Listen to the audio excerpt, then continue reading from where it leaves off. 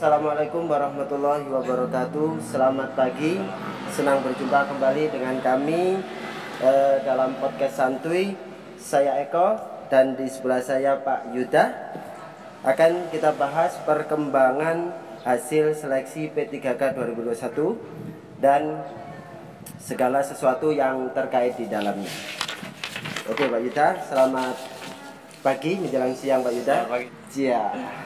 Hari ini kita akan bertanya beberapa pertanyaan kepada Pak Yuda terkait P3K 2021. Oke Pak Yuda, ini ada pertanyaan nih Pak Yuda, menarik. Dalam kolom komentar itu ada seperti ini Pak Yuda. Bagaimana kabar Pak Yuda? Apakah lulus di tahap 1? Nah, ada yang mungkin kepo Pak Yuda atau ingin tahu keadaan Pak Ketuanya ya. Baik, sebagai seorang pejuang tentunya, kenapa saya katakan pejuang ya? Karena memang nyatanya kita memperjuangkan banyak orang gitu ya, baik skala daerah ataupun skala nasional. Kalau di nasional saya kan dipercaya sebagai ketua 1. Kembali ke pertanyaan yang Pak Eko sampaikan terkait saya pada tahun 2021 ini yang berkaitan dengan P3K, saya hanya bisa menjadi pejuang untuk teman-teman semuanya, untuk keluarga besar P3KNK, ataupun sesama honorer tentunya kita saling bahu-membahu, saling membantu untuk sama-sama berjuang. Nah, tetapi sekali lagi saya garis bawahi, saya di tahun 2021 ini hanya bisa menjadi seorang pejuang, tetapi saya tidak punya kesempatan untuk mengikuti seleksi P3K di tahun 2021 ini, gitu Pak Eko. Kok nggak bisa ikut Pak Yuda? Kebetulan formasinya tidak ada, Pak. Formasinya jadi otomatis saya tidak bisa ikut, nggak apa-apa. Semoga kedepannya Pak Yuda ikut bersama kita semuanya menjadi ASN P3K 2022. Iya, pemerintah akan melanjutkan program ini. Ucapan selamat mungkin ya buat dari Pak Yuda untuk mereka teman-teman kita yang lulus di tahap 1 dan untuk yang mengikuti tes tahap 2. Kira-kira apa yang harus dilakukan dalam menghadapi tahap 2 ini? Ya, baik, tentunya sebelumnya saya ucapkan selamat kepada teman-teman yang sudah semuanya masing-masing ini mengetahui, sudah cross check masing-masing, yang sudah dinyatakan lulus di tahap 1. Tentu saya ucapkan selamat kepada teman-teman, sekaligus yang belum lulus ada kalanya sudah mencapai passing grade tetapi masih belum dinyatakan lulus. Mungkin faktornya tidak di sekolah Indo ya, atau kalah dalam perengkingan. Saya harapkan semua teman-teman untuk bersabar, tetap semangat, dan tentunya harus dengan siap siaga menghadapi seleksi di tahap 2 yang nanti akan mulai dibuka pada tanggal 24 sampai tanggal 30 Oktober ini. Jadi teman-teman supaya bisa mempersiapkan diri terkait dengan tahap 2 yang akan dilaksanakan. Dan tentunya harus punya trik-trik tertentu. Trik-trik jitu bagaimana caranya agar bisa lolos. Karena di tahap 1 kan belum lolos. Seperti itu lah. Jadi trik untuk menghadapi seleksi tahap 2 ini penting juga ini Pak. Tentu sangat penting. Ya, terkait hal ini ya mungkin kita sebagai orang yang beriman tentu jangan lupa tetap berdoa. Setiap selesai sholat yakinlah dan mintalah kepada Yang Maha Kuasa, selalu berdoa agar diberi kelancaran, diberi kemudahan. Kemudian juga yang menjadi inti dari mengikuti seleksi adalah Anda dinyatakan lulus nanti ya, seperti itu. Kemudian terkait bagaimana cara trik untuk menghadapi soal yang kemarin menurut teman-teman begitu agak rumit ya, boleh dikatakan soal kelas hot itu. Ya saya rasa kebetulan Pak Eko sendiri kan lulus ya. Mungkin Pak Eko bisa menceritakan kepada teman-teman yang selama ini mungkin ya kita itu agak nyantai lah. Saya lihat ini Pak Eko nyantai sebenarnya. Malah Pak Eko ini kalau teman-teman melihat itu penuh kekhawatiran. Saya pribadi khawatir sebenarnya ke Pak Eko ini. Pak Eko ini kira-kira lulus enggak gitu ya. Tetapi nyatanya Pak Eko lulus, alhamdulillah. Dan itu mungkin bisa disampaikan Pak Eko. Mungkin apa yang menjadi pelaku kan ya. Kalau saya belum menjadi pelaku di dalam mengikuti seleksi, Pak Eko justru menjadi pelaku. Paling tidak Pak Eko bisa cerita juga lah. Gantian nih, seakan-akan saya yang tanya ini. Iya, makanya itu Pak Yuda yang bertanya kepada saya. Iya, tapi untuk trik-trik itu mungkin dari pribadi saya, tetap nanti akan saya bagi, tetap di channel ini. Oh gitu trik ya. Untuk bagaimana kita bisa menghadapi seleksi tahap 2 ini. Iya. Ini sebagai bukti Pak Yuda sudah lulus ya. Memang benar kata Pak Yuda, semua teman-teman tuh meragukan. Iya, iya. Dan saya ini termasuk dari yang dikhawatirkan kelolosannya. Iya, iya. Maksudnya saya bisa lolos itu hebat gitu di mata teman-teman. Iya, tapi iya. alhamdulillah bisa saya lalui itu. Mencapai passing grade-nya itu dapat bantuan afirmasi atau? Afirmasi Pak Yuda. Dapat ya. afirmasi 35 plus. Ya, gitu, termasuk saya. 75 poin. Ya. Alhamdulillah lah sekarang sebagai honorer dengan usia di atas 35 tahun dapat afirmasi tentu amat membantu. Sebenarnya juga teman-teman yang di bawah usia 35 juga kemarin dapat tambahan sebenarnya 10% dengan dikuranginya passing grade itu kan senilai 50 poin itu ya. Kita lanjut ke pertanyaan berikutnya Pak Yuda. Oke.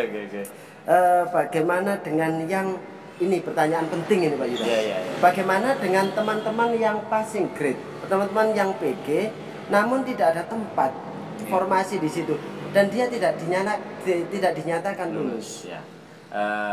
Terkait hal ini kemarin pengurus DPP dari GTKNK 35 Plus sudah melakukan rapat koordinasi pada tanggal 10 Oktober. Kemarin itu sudah disepakati akan memperjuangkan teman-teman supaya ada pergerakan juga di masing-masing daerah untuk koordinasi ke Pemdanya masing-masing terkait teman-teman ini sudah dinyatakan lolos dalam mencapai passing grade, tetapi karena formasinya tidak ada, otomatis ya teman-teman yang ada di sekolah induk yang lulus atau ada perankingan, otomatis kan formasinya kurang.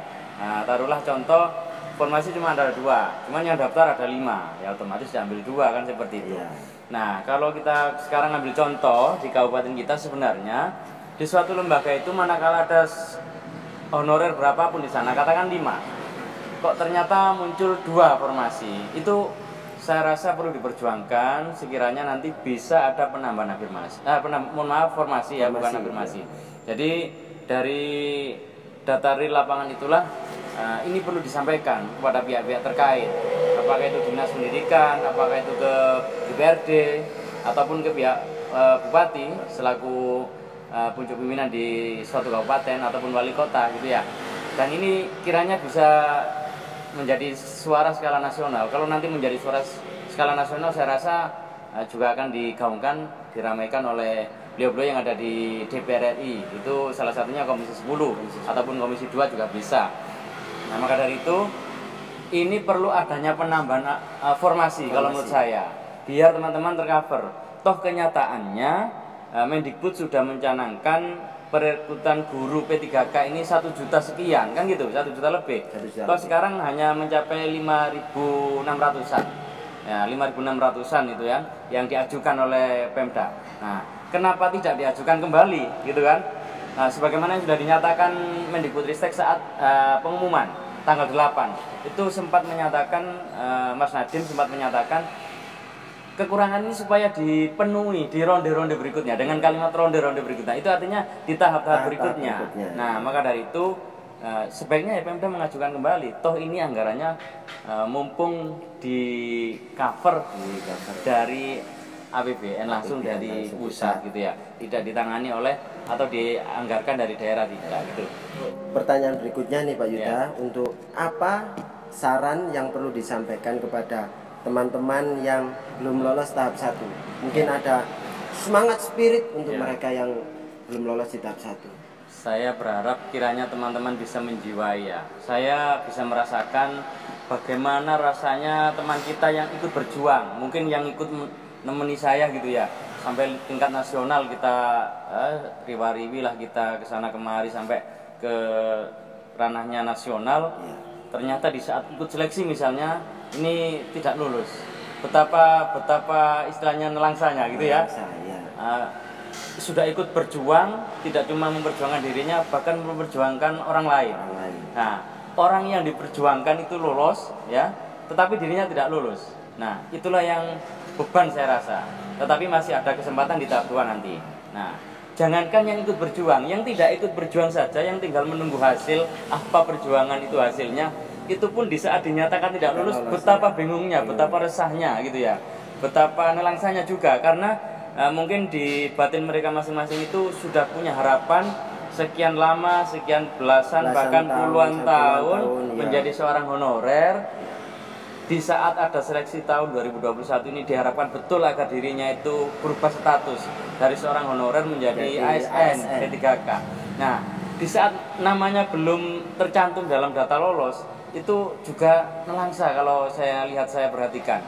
Bagaimana bisa tidak kita rasakan juga di saat teman kita yang ikut berjuang, ikut kesana kemari, tapi juga masih belum dinyatakan lulus. Nah, dari situlah bisa apa saya rasakan. Terlebih-lebih bagaimana yang tidak punya kesempatan. Ya, mestinya kan gitu, teman-teman itu.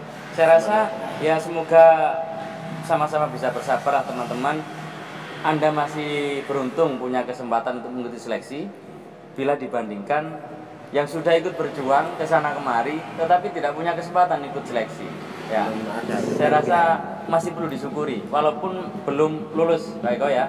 Karena masih punya harapan nanti di tahap 2 akan bisa memperbaiki nilai yang sudah dicapai. Semoga di tahap 2 mereka-mereka yang belum ada kesempatan lulus di tahap 1 ini di tahap 2 nanti di tahap 2 bisa lulus semuanya dan banyak yang tercover di ASN P3K 2021. Mungkin dari obrolan ini ada kesimpulan? Nah, saya rasa dari obrolan kita ambillah hikmahnya yang terbaik buat Bapak Ibu guru honorer seluruh Indonesia tentunya. Sekaligus di saat kita sudah punya kesempatan mengikuti seleksi, tentu itu adalah sesuatu yang harus kita amat syukuri. Manakala teman-teman belum dinyatakan lolos, kiranya semuanya bisa sama-sama bersabar dan persiapkan diri agar bisa menyongsong seleksi di tahap 2. Saya rasa seperti itu. Tetap semangat, tetap berdoa, ikhtiar sekuat tenaga agar bisa tercapai dan bisa memenuhi passing grade yang sudah ditentukan. Dan nanti bisa belajar ke Pak Eko triknya bagaimana di season berikutnya. Ya, biar penasaran teman-teman. Iya. Ya, mungkin sekian untuk podcast santuy pagi hari ini, dan ikuti terus perkembangan guru honorer terkait seleksi P3K 2021 di channel FKSB Santuy. Terima kasih. Wassalamualaikum warahmatullahi wabarakatuh. Salam. Terima kasih Pak Ida. Sama-sama.